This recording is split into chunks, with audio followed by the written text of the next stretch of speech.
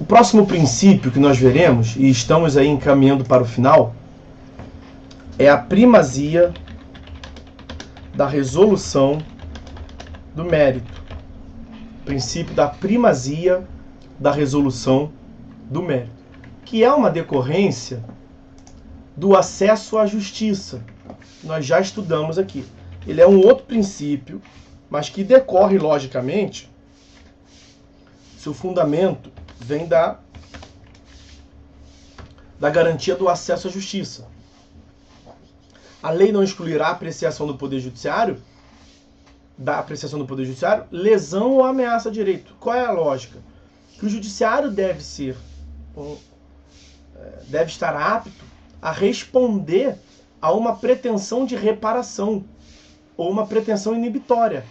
Tutela reparatória ou tutela preventiva, como nós vimos. E o Judiciário faz isso quando ele julga o mérito. Mérito, meus amigos, é entendido como a pretensão principal do processo. Então, quando você vai a juízo e pede uma indenização, o mérito é o julgamento da indenização. Se outra parte tem ou não tem que te indenizar. Quando você vai a juízo e pede a declaração de paternidade, o mérito é o julgamento da paternidade. Então, se, por exemplo, você vai a juízo e pede a gratuidade de justiça e pede também a paternidade. A gratuidade de justiça não é um mérito. A gratuidade de justiça tem um caráter instrumental, que nós também falamos aqui do acesso à justiça. Acabamos de falar do tratamento igualitário.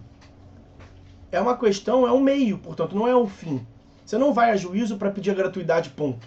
Não. A gratuidade é uma isenção ao pagamento das custas para que você possa propor a demanda avançar, para que ao final se faça o quê? Se julgue se o réu é teu pai ou não é. O pedido principal é de paternidade. É isso que significa o mérito. O mérito é a pretensão principal. É o pano de fundo da questão jurídica, é o objeto do processo. Ok? Primazia da resolução do mérito significa, portanto, que no acesso à justiça, como nós adiantamos aqui, outro princípio, vimos na última aula, salvo engano, o acesso à justiça tem uma visão substancial, chamado de acesso à ordem jurídica justa também, por alguns. Significa que você não analisa apenas o ingresso ao Poder Judiciário, mas também com o que você sai, qual foi o serviço público que você recebeu.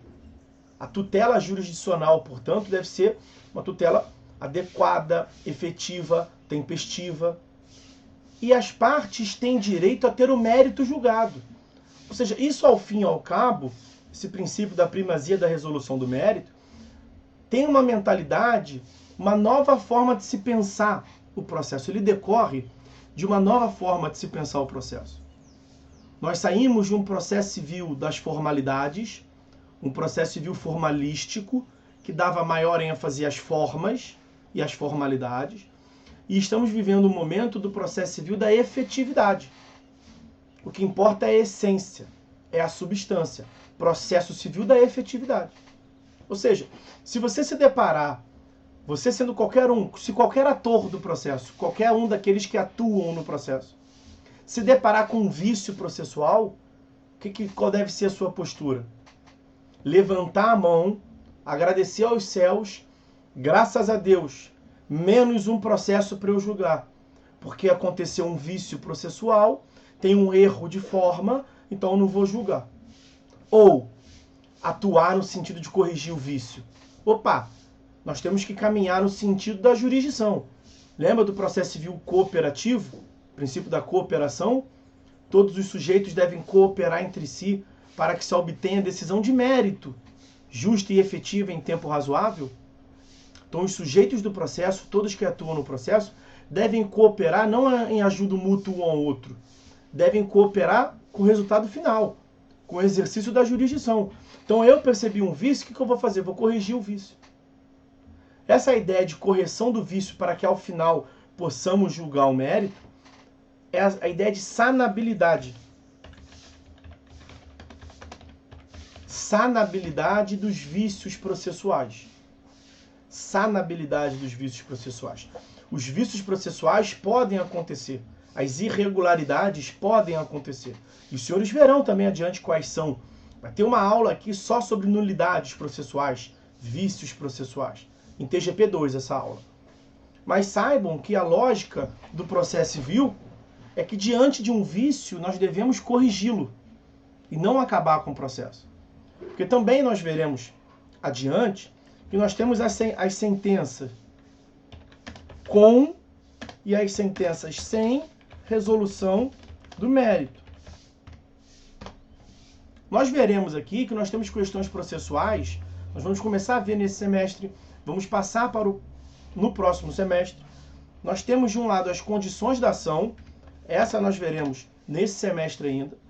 Temos de outro lado os pressupostos processuais.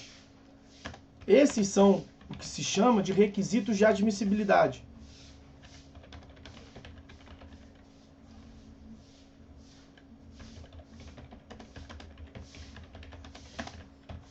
Requisitos de admissibilidade do julgamento do mérito. Ou seja, nós devemos preencher as condições da ação, que é uma questão processual, e nós veremos nas últimas aulas desse semestre. Aqui é uma mera menção. Nós devemos preencher os pressupostos processuais, que os senhores verão no próximo semestre. É apenas uma menção. Para que, ao final, o juiz julgue o mérito. Um momentinho, só que eu fiz uma besteira aqui, não sei nem o que foi que eu fiz. Ih, caramba, será que não vai ter jeito?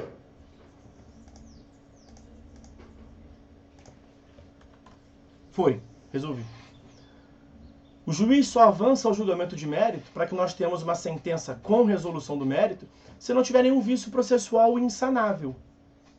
Se tiver algum vício processual associado às condições da ação, algum vício processual associado aos pressupostos processuais, o juiz não julga o mérito.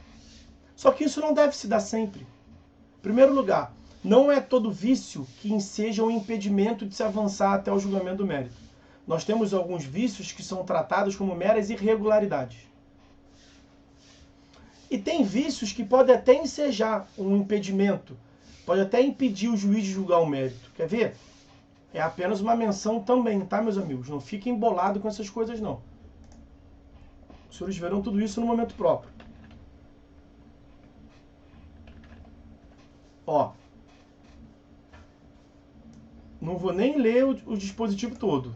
Vou só fazer menção aí, ó. Eu estou falando da sentença que não julga o mérito. Suba o chat aí que os senhores vão ver, ó. Da sentença e da coisa julgada. Disposições gerais. Artigo 485. O juiz não resolverá o mérito quando? Então, não resolverá o mérito. Esses são vícios processuais. Quando ele indeferir a petição inicial, quando o processo ficar parado. Olha o inciso 4º. Quando verificar a ausência de pressupostos processuais. Ok? Então, nós temos vícios que podem até ensejar uma extinção do processo, o processo acabar sem resolução do mérito, sem julgar o mérito. Só que isso deve ser excepcional. Porque a postura do julgador, não só do julgador, a postura de todos aqueles que de qualquer forma participem do processo, devem ser de corrigir esses vícios. Ou seja, a sentença que não resolve o mérito deve ser excepcional e reservada apenas aos vícios insanáveis. Quando não for possível, sanar, sanear, corrigir o vício. Ok? Então, o que a jurisdição, a modalidade de sentença que as partes têm direito de receber, que deve ser a regra, é o julgamento do mérito. É isso que nós estamos vendo, o princípio da primazia da resolução do mérito. Vamos voltar à nossa parte inicial do Código, que é aquele capítulo das normas fundamentais do processo civil, e é isso que nós estamos vendo aqui. Olha o artigo 4º. As partes têm o direito de obter em prazo razoável a solução integral do mérito, incluída a atividade satisfativa. Tira a duração razoável dali, que é outro princípio, é o próximo princípio que nós veremos, aliás. Mas tira ela por hora dali. As partes têm o direito de obter a solução integral do mérito. É direito das partes o julgamento do mérito. Isso é um dispositivo muito importante que não tinha no código anterior. E agora tem. É o princípio da primazia da resolução do mérito. Tem um vício. Esse vício pode impedir a análise do mérito. Mas esse vício é corrigível? É. Então corrige. Não é para aproveitar o vício e acabar com o processo. A lógica deve ser sempre a correção do vício. Porque o processo civil não é um processo civil da formalidade. É um processo civil da efetividade. Um outro exemplo, além do artigo 4º, o artigo 6º, que eu fiz menção ainda há pouco para os senhores. Todos os sujeitos do processo devem cooperar entre si para que se obtenha, esquece o tempo razoável, para que se obtenha decisão de mérito, justa e efetiva. É direito das partes que tenham mérito julgar. Um exemplo de vício processual é o da incapacidade das partes. Os senhores verão no momento próprio, próximo semestre. Olha o que prevê o artigo 76. Verificada a incapacidade processual, incapacidade é um vício, mesmo que os senhores não tenham visto, a partícula in é de negação, né? Incapacidade é não capacidade. Ou a irregularidade da representação. Os senhores devem saber que isso não é normal.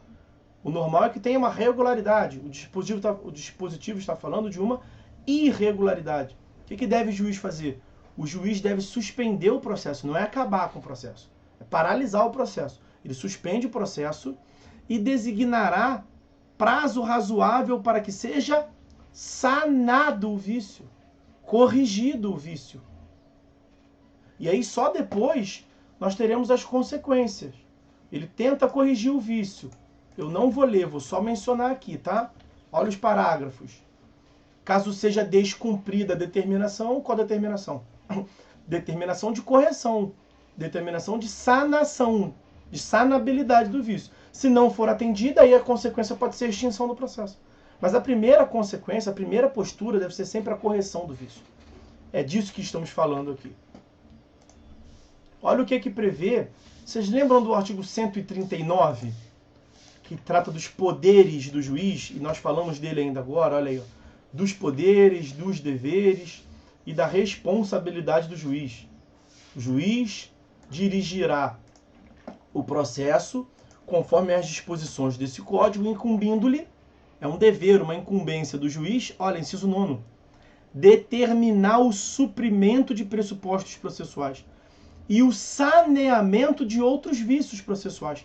Qualquer vício processual deve receber do juiz a postura de correção, sanação, sanabilidade dos vícios.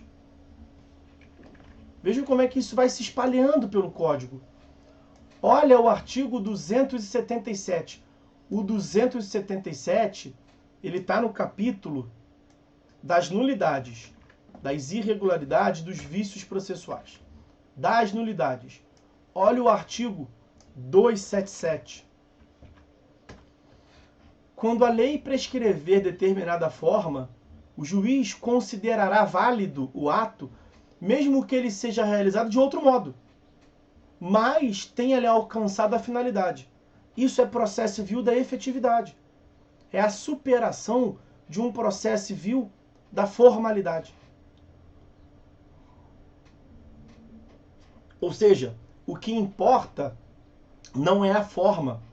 O que importa é o conteúdo, é a substância. Olha um outro exemplo maravilhoso disso.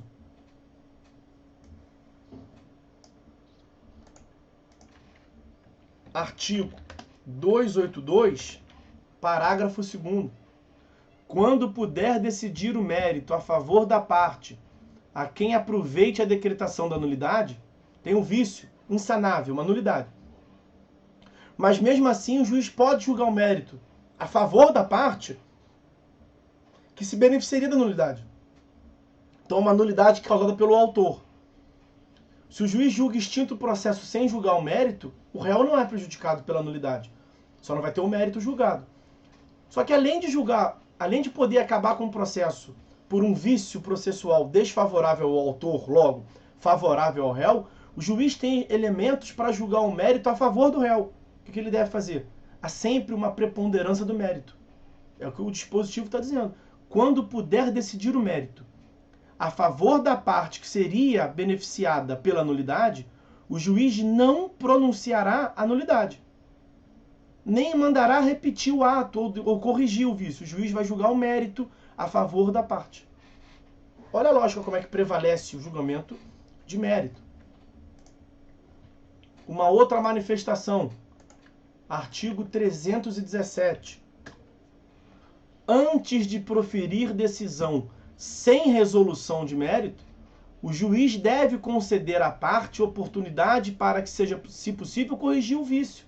Olha, tá claro. Veja como é que princípio é uma ordem de ideias. Aquela explicação, e veja como inicial que eu dei, primazia da resolução do mérito. Decorre do acesso à justiça, as partes têm direito de ter um mérito julgado. O serviço público de prestação de justiça, tutela jurisdicional, mas que resolve o mérito. E olha como é que isso se repete em vários dispositivos, que tem o mesmo sentido, a mesma lógica.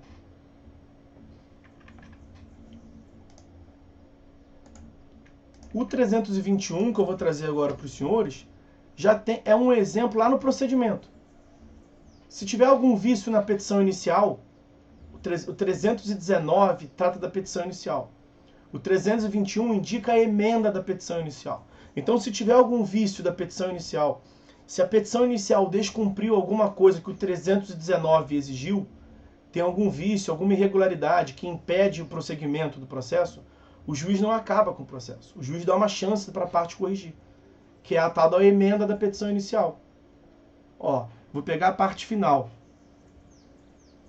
O juiz determinará que o autor, no prazo de 15 dias, primeira parte foi aquela que eu falei, algum vício, irregularidade, o juiz determina que o autor, no prazo de 15 dias, a emende ou a complete. Emende ou complete a petição inicial, que está incompleta, indicando com precisão o que deve ser corrigido ou completado. Veja, tem um vício. Não está perfeita a petição inicial. A consequência, letra A, é a extinção do processo, graças a Deus, -1 para julgar. Ou letra B, eu tenho que corrigir o vício, porque eu tenho que conduzir o processo até o final para o julgamento de mérito. Logo, eu vou determinar a emenda da petição inicial em 15 dias. Letra B, claro, evidentemente.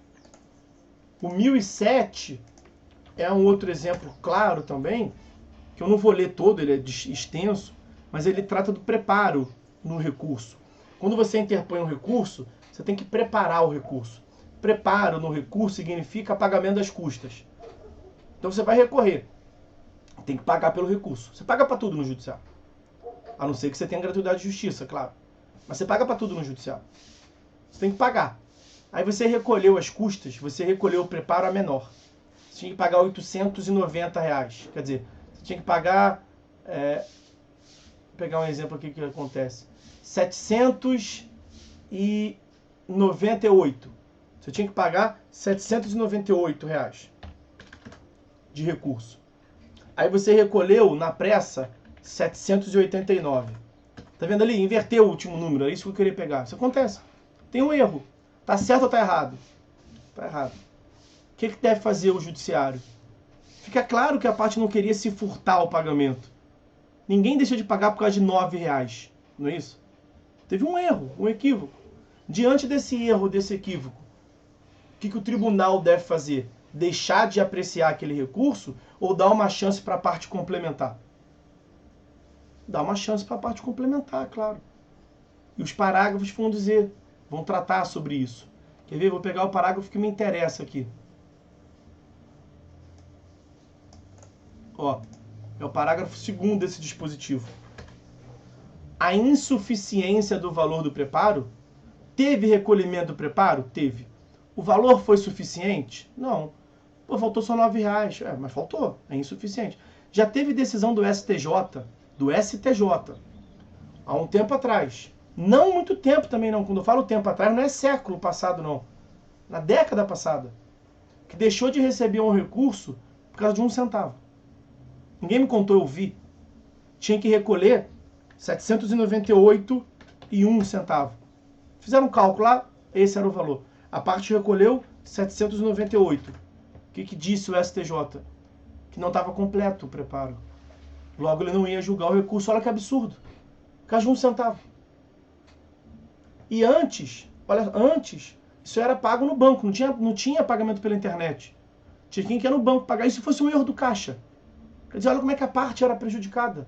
Olha como é que isso depõe contra. E essa lógica do STJ que eu fiz menção ainda agora, é um processo civil da formalidade. E nós estamos superando isso. Na academia, os estudiosos já superaram, a gente fica batendo nisso. O processo civil da efetividade. Correção do vício. Nós devemos buscar sempre, tanto quanto possível, a correção do vício. Esse é dar prazo para a parte complementar, que é o que o parágrafo 2º diz. A insuficiência no valor do preparo, inclusive no pós de remessa e retornos, deixa isso para lá, implicará deserção. Mas implicará deserção sempre? Deserção é quando não está correto e o julgador não julga porque está incompleto. Né? Então, a insuficiência no valor, você não recolheu o valor certo, pode ensejar o não julgamento do mérito, que no recurso chama-se de deserção. Não se preocupem com isso também não. Então, implicará deserção. Sempre não. Vai ter a deserção se o recorrente, intimado na pessoa do seu advogado para complementar, não o fizer em 5 dias. Então, qual é a lógica? Teve o valor do preparo, foi recolhido a menor, intima a parte, dá 5 dias para ela complementar. Isso está inserido, inclusive, vou pegar um outro dispositivo aqui, 932, parágrafo único.